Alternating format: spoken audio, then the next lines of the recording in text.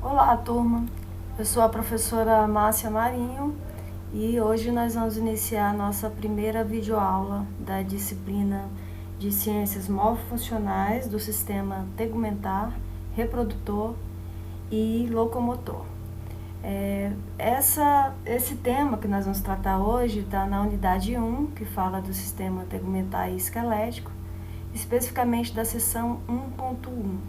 Lembrando que nós temos disponível para vocês na plataforma o livro digital e videoaulas, além da minha, e alguns vídeos referentes aos conteúdos e os materiais, a web aula e outros materiais anexos. Então fiquem atentos aí aos acessos e às postagens, e no decorrer aí das próximas aulas eu vou disponibilizar algumas atividades também para que vocês façam aí referente a cada tema. Nessa primeira sessão, nós vamos falar da pele e dos seus anexos, né? Falar da tipologia celular, as células que formam essa pele, e dos órgãos anexos que são formados aí a partir da pele. Vamos iniciar falando aí da origem embriológica da pele. Primeiro, vamos falar um pouquinho sobre a questão da origem das camadas germinativas. Nós vimos na primeira aula de histologia, animal, que foi o único encontro presencial que nós tivemos, referente à disciplina, que no embrião se formam 3 camadas, a camada ectodérmica, mesodérmica e endodérmica. Então, qual a origem embriológica aí dos tecidos que formam a pele que nós vamos estudar agora? Nós temos do desdobramento da associação de 2 tecidos, que são os epiteliais e o conjuntivo, para a formação aí, dessas estruturas. Então, aqui nós podemos visualizar a camada mais externa, que se forma, que é a ectoderme, a do meio, que é a mesoderme, e a endoderme. E a partir dessas 3 camadas vão emergir, vão se formar os 4 tipos básicos de tecido, que são os tecidos epiteliais, os tecidos conjuntivos, o muscular e o nervoso.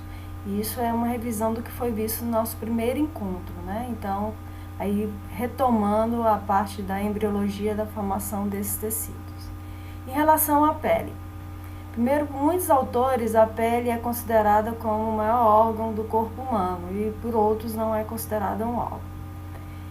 Então, qual é a importância dessa pele para as demais funções, aí, as demais interações e formação do corpo? Primeiro, ela representa 16% do peso do corpo, então tem inúmeras funções que nós vamos falar daqui a pouco. Então é um órgão vital, para a vida, para a nossa sobrevivência, e aproximadamente, se a gente fosse pensar em extensão, a constituição de 2 metros quadrados, então um peso aproximado aí de 4,5 quilogramas no indivíduo adulto. Em relação às principais funções da pele, nós vamos falar de várias funções e detalhar algumas que são muito importantes. A primeira e grande função da pele é a manutenção da integridade do corpo. Por quê? Manutenção da integridade, porque ela vai proteger o corpo. A pele vai proteger o corpo contra traumatismo, ou seja, impactos, choques mecânicos e químicos. Então, a grande barreira de proteção que nós temos do nosso corpo é a pele. A outra função importante é não deixar que a gente tenha perda excessiva de água, que nós vamos daqui a pouquinho falar sobre esse processo de desidratação, o que ele pode ocasionar aí no nosso corpo. Serve também como função imunológica, nós vamos ver em quais aspectos a nossa pele atua dentro dessa função imunológica, que é o nosso sistema de defesa. Tem a função também termorreguladora, nós vamos falar daqui a pouquinho sobre a importância de ter esse controle da temperatura corporal. Atua também na absorção de raios ultravioletas, então protege contra essas radiações para que não ocorra danos. Além disso, também serve como um campo sensorial, que detecta vários estímulos, e obviamente que esses estímulos são estímulos táteis e outros tipos de estímulos, que daqui a pouquinho também nós vamos falar detalhadamente. E o papel de formação do corpo, a questão estética também da formação do corpo. E além disso, a pele também forma o que a gente chama de órgãos anexos, que aí daqui a pouquinho a gente vai falar sobre as estruturas anexas, que são as unhas, né, o pelo, e as glândulas sudoríparas e as glândulas sebáceas. Então, em relação às funções táteis, né, essa relação que a gente fala de sensitiva da pele, ela tem nervos específicos que vai auxiliar essa percepção do calor, do frio, da pressão, né, quando a gente tem algum tipo de contato, de alguma coisa pressionando aí as regiões da pele, e a questão do tato. Então, essas são nervos que fazem essas percepções específicas. Daqui a pouquinho nós vamos visualizar e entender um pouquinho sobre isso. Vamos voltar a falar aqui da termorregulação. Primeiro, através das nossas glândulas sudoríparas, né, nós temos aí o resfriamento do corpo. Então, esse resfriamento é essencial para a gente manter, né, o metabolismo constante e harmônico, né, em homeostase. Para a gente evitar aí a perda excessiva de calor, eu tenho aí os movimentos vasos sanguíneos na região subcutânea, que vai se contrair na situação de frio e vai se dilatar com o calor. Então, é uma forma que o corpo tem de diminuir a perda de calor aí excessivo. Então, a forma da gente fazer esse controle da temperatura corporal.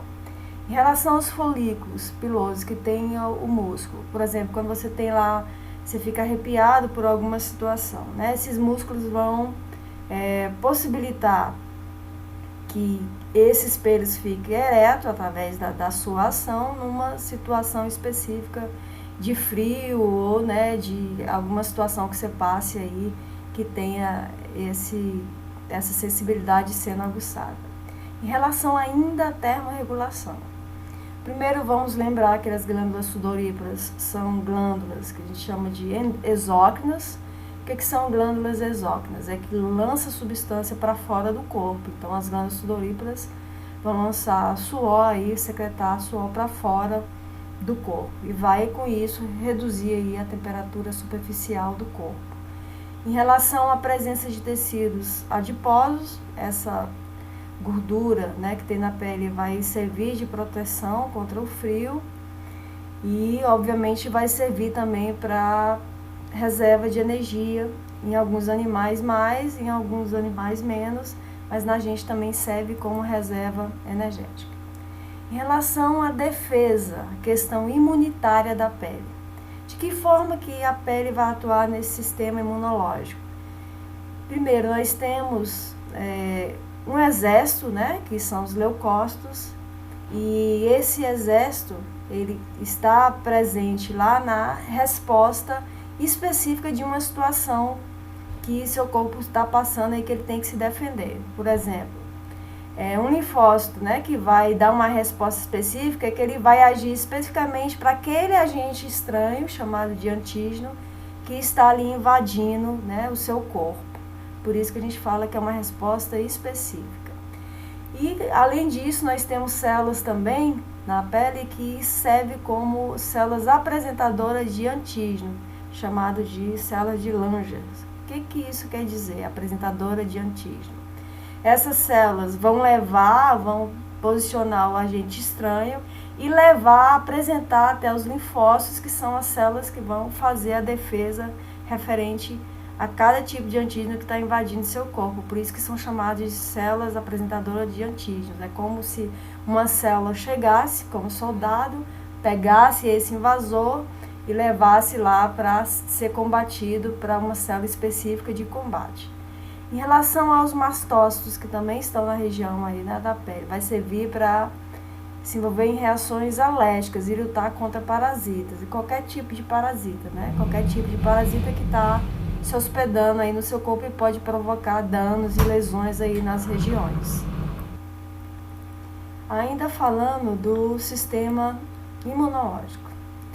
Existem células chamadas de mastócito, como eu já falei, que se envolve em reações alérgicas, porque as reações alérgicas é uma resposta imunológica a uma desarmonia, né, uma situação estranha que seu corpo está sofrendo. Por exemplo, quando você tem aquelas erupções que aparecem na pele, dermatites, algum processo, alguma coisa que você come, que você tem alergia, isso pode, né, ter como sintoma a expressão desse processo alérgico na pele, que vai formar feridinhas, bolha, vai ficar coçando. Então, é uma resposta imunológica que envolve essas células chamadas aí de mastócitos. Em relação à função de desidratação, todo mundo sabe que, né, a questão da água no nosso corpo é essencial para que várias funções aconteçam, mas nós temos, né, como animais terrestres, que nos proteger contra a perda, a evaporação excessiva dessa água que tem no nosso corpo. Porque se tiver uma redução muito drástica de água no nosso corpo, nós podemos reduzir o volume sanguíneo, porque você tem a redução de água, você tem a redução do volume sanguíneo. E o indivíduo pode vir a óbito. Quando acontece isso, nós chamamos dentro, né, da biologia de choque hipovolêmico. O que é isso?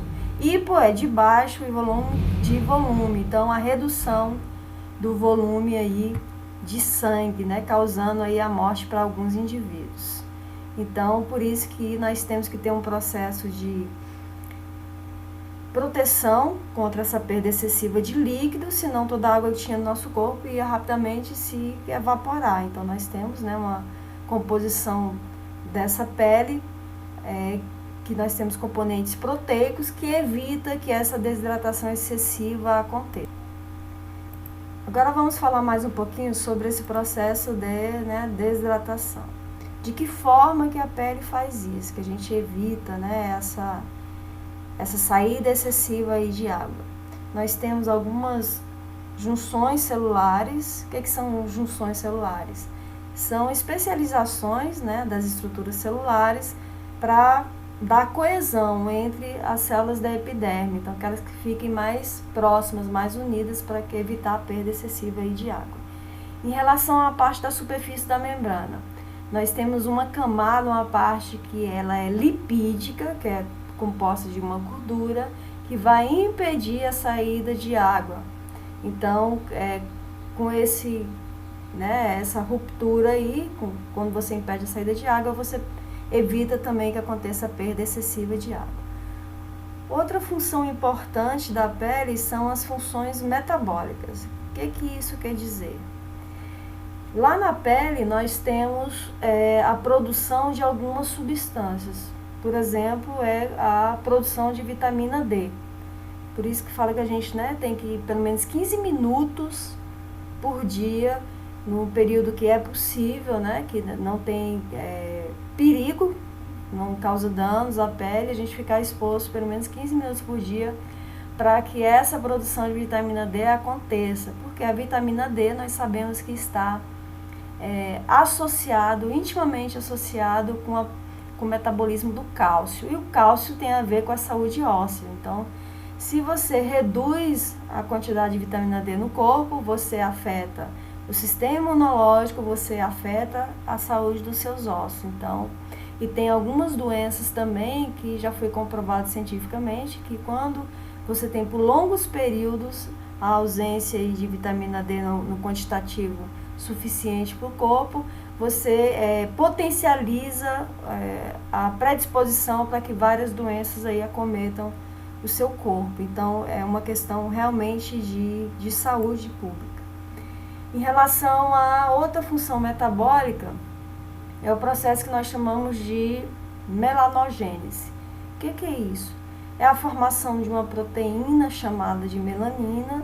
A melanina é uma proteína que atua na pigmentação da pele e dos pelos, tanto é que o indivíduo que não produz melanina de forma suficiente, que são os albinos, que é uma doença genética, eles têm, né, a ausência de pigmentação na pele e nos pelos, e isso deixa a pele deles muito mais sensível. Então, essa melanina vai proteger a pele contra os raios ultravioletas. Então, a importância dessa proteína produzida lá na pele. Em relação às camadas da pele, então, no geral, na maioria da parte, a pele tem 4 camadas, em alguns pontos específicos aparece até 5 camadas. Então, aqui a camada córnea, que a gente chama de camada queratinizada, pela presença, né, da proteína chamada de queratina, que evita o processo de desidratação, de perda excessiva de água. Nós temos também as camadas que remete, né, mais a parte de baixo, temos a epiderme e a derme. A derme, ela dá sustentação aqui para a epiderme. Então, ela sustenta, a epiderme se sustenta na derme, porque a epiderme ela não tem vascularização. O que isso quer dizer? Que ela não tem vasos sanguíneos para se nutrir. Então, ela tem que se apoiar em outro tecido para poder possibilitar a sua nutrição e a sua sobrevivência. Senão, não teria como chegar oxigênio e nutrientes para as células, né, se reproduzirem e manter esse tecido aí ativo. E na parte de baixo, nós temos aí, que a gente chama de hipoderme, ou tecido subcutâneo, que é essa parte aqui de baixo, tá na forma aqui de amarelada. E aqui, daqui a pouquinho, nós vamos falar sobre as glândulas e sobre as terminações nervosas. Então, as 4 camadas que nós temos na maior extensão da pele é a basal, a espinhosa, granulosa e córnea. Em alguns pontos de maior exposição, que a gente tem maior impacto, nós temos também mais uma camada que se forma. Então, nós temos, além da basal, da espinhosa, a granulosa, nós temos a lúcida também. Vamos só dar uma olhadinha aqui como é que isso está, né, anatomicamente distribuído. Então, aqui nós temos a camada córnea, né, nessa parte superior. Aqui a camada granulosa, vocês estão percebendo, né, que a tipologia celular que forma cada camada aqui vai se diferenciar. Aqui abaixo da granulosa nós temos a camada espinhosa, depois a basal, para chegar aqui na derme. Então, aí nós temos, né, toda uma estrutura formando essas camadas aí da epiderme. Em relação à epiderme, como eu acabei de falar, ela é um tipo de tecido que não tem vasos sanguíneos, então é avascular. Então, toda a sua nutrição, ela parte pelo processo de difusão da derme, então ela se apoia na derme, e a derme é que vai possibilitar esse sistema de nutrição. E outra coisa interessante é lembrar que a epiderme constantemente ela vai se renovando. Então, ela vai passando por sucessivas transformações, né, ao longo de 28 dias. As suas células vão morrendo e vão se renovando. Em relação a outros tipos celulares que formam aí a epiderme, nós temos os queratinócitos. 90% das células que formam a epiderme são os queratinócitos. E para que serve esse tipo celular? Vai liberar a queratina, que é um tipo de proteína, vai possibilitar a resistência e a questão da impermeabilização, para você não ter perda excessiva de água. Vai proteger o corpo contra o calor e a ação de micro-organismos e também agentes químicos. O que nós temos que lembrar? A pele é a primeira barreira de proteção que o nosso corpo tem.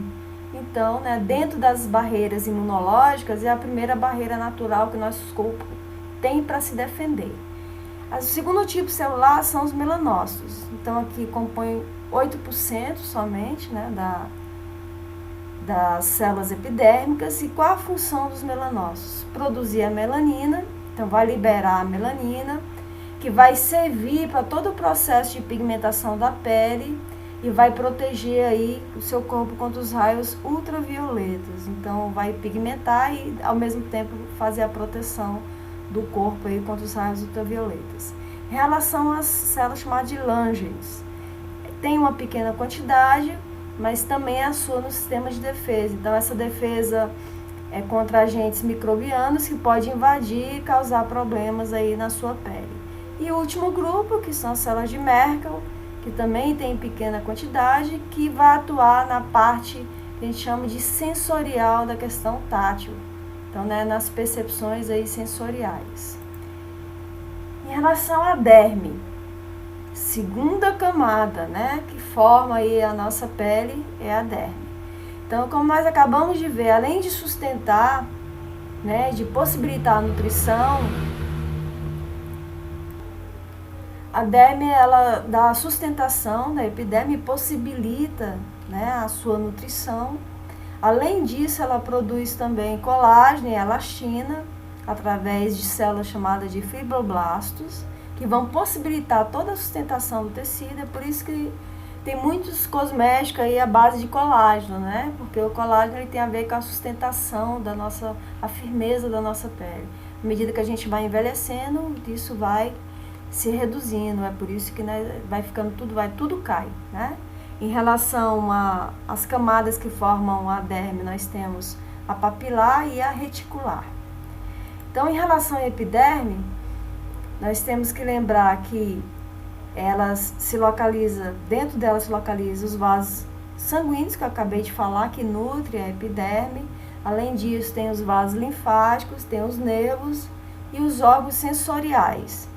Então, os anexos cutâneos que tem lá na derme? Olha lá, os vasos sanguíneos, os vasos linfáticos, que também atuam no sistema de defesa, os nervos e órgãos sensoriais, para perceber os estímulos que vêm do meio, as unhas, né, que vão se formar, que são os órgãos anexos, que tem também as glândulas que nós já falamos, as sudoríparas, e temos as glândulas também sebáceas. Além disso, tem os folículos pilosos, que vai possibilitar aí a movimentação desses pelos. Em relação às terminações nervosas, nós temos várias estruturas que atuam como receptores, receptores táteis, térmicos. Então, percebe calor, percebe frio. Então, vamos entender como é que está disposto lá, né, distribuído nas camadas lá da pele.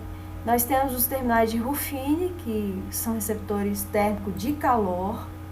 Temos também os corpúsculos de Pacini, que captam as vibrações e os estímulos que são táteis e de vibração. Temos a célula de Merckx, que atua justamente com os discos também, que tem a sensibilidade de pressão, quando você pressiona a pele, as funções táteis. E temos as terminações nervosas, que são sensíveis aos estímulos mecânicos, térmicos e também às questões, né, dolorosas, que causam dor, aí que a gente percebe, que causam dor. Em relação ao corpúsculo de Messner, tem as questões táteis, que ficam nas saliências da pele sem pelo, na parte da pele que não tem pelo. Temos também os terminais de Krause, que são receptores térmicos do frio, né, que em algumas localidades eles são encontrados na região dos lábios, da genitália, por isso que são regiões aí de muita sensibilidade. Aí vamos só dar uma visualizada aqui, como é que estão distribuídos, né, esses receptores que nós acabamos de falar. Aqui as terminações livres, ó, cócega, prurido, que é coceira, calor, frio, dor. O tato e a pressão. Aqui em relação aos terminais que percebem, né, o frio, aqui questões táteis. Aqui as vibrações, aqui tudo em relação aos estímulos do meio, tá, gente? Pressão, vibração e as questões táteis. E aqui, né, a derme, só demonstrando aí como é que está distribuído, né, na epiderme. Em relação à hipoderme, essa é a parte que a gente chama de tecido celular subcutâneo, que é a camada mais profunda da pele. E nela nós temos várias células adiposas, e a especialidade da célula adiposa é armazenar gordura. Então, essas células de gordura, além disso, nós temos tecido também fibroso, os nervos, os vasos sanguíneos maiores, de maior calibre. Aqui, essa parte da pele é formada de tecido conjuntivo frouxo, ou adiposo, que vai fazer a conexão da derme e com as outras partes aí do corpo. Quais as funções da hipoderme? Primeiro, ela serve de depósito nutritivo, porque se ela tem a grande quantidade de gordura, vai servir de reserva, né, nutritiva. Serve como isolante térmico, porque a gordura é um protetor, é um isolante térmico. Vai dar a modelagem à superfície corporal, porque nós temos um revestimento feito, né, por esse tecido.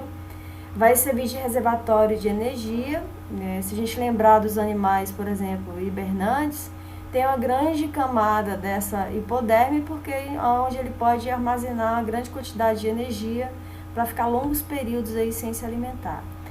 Tem a potencialidade da absorção de choques, né? Então, qualquer pressão, né, que sua pele sofra, vai absorver mais esse choque para a gente não ter aí uma sequela mais grave.